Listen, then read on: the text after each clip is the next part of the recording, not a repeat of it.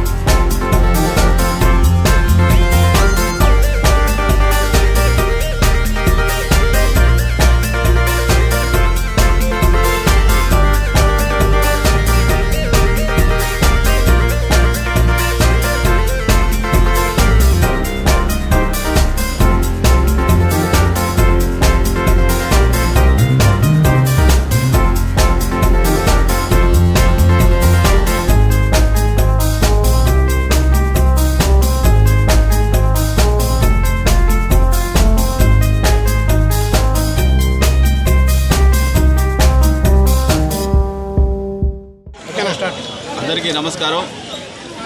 ఈరోజు హనుమత్ జయంతి సందర్భంగా ఆచార్య వీధిలో ఉన్న హనుమాన్ దేవాలయంలో అంగరంగ వైభోగంగా పూజా కార్యక్రమం కానీ అన్నదాన కార్యక్రమం కానీ జరగడం జరిగింది. ఈ పూజా కార్యక్రమం ఈ కార్యక్రమాన్ని ముఖ్యంగా పెద్ద బజార్ వాసులు, ఆచార్య వీధి మరియు వెంకటేశ్వర్లు, నరేంద్ర, రూపేషు, చిన్న వీళ్ళందరి ఆధ్వర్యంలో ప్రతి సంవత్సరం అంగరంగ వైభవంగా చేస్తారు. స్వామివారి కృప వాళ్ళకు ఉండాలని కోరుకుంటున్నా.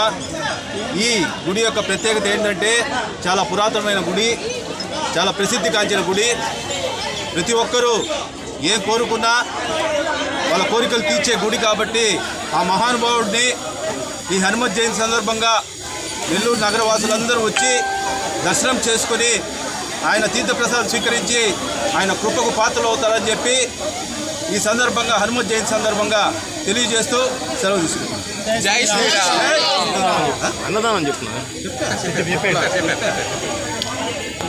మన పురాతనమైన గుడి చాలా కాలం నుంచి ఇంచుమించు 10-15 ఏళ్ల నుంచి అన్నదానం చేస్తున్నామండి.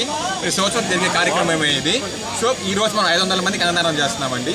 జై శ్రీరామ్. జై శ్రీరామ్. జై శ్రీరామ్. జై శ్రీరామ్. జై శ్రీరామ్. జై శ్రీరామ్. జై శ్రీరామ్. జై శ్రీరామ్. ధన్యవాదాలు.